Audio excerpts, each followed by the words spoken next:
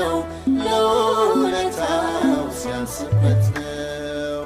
ሁል ጊዜ ያስገርመኛል ዕለት ዕለት ድንቅ ይለኛል በመስቀል ሕያው መሆኔ ባንተ ሥራ ከሞት መዳኔ ይገርመኛል ያስደንቀኛል።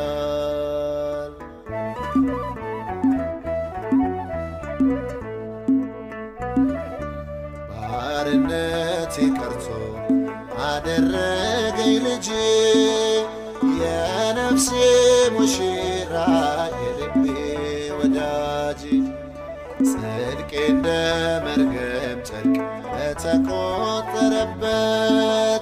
አዳነኝ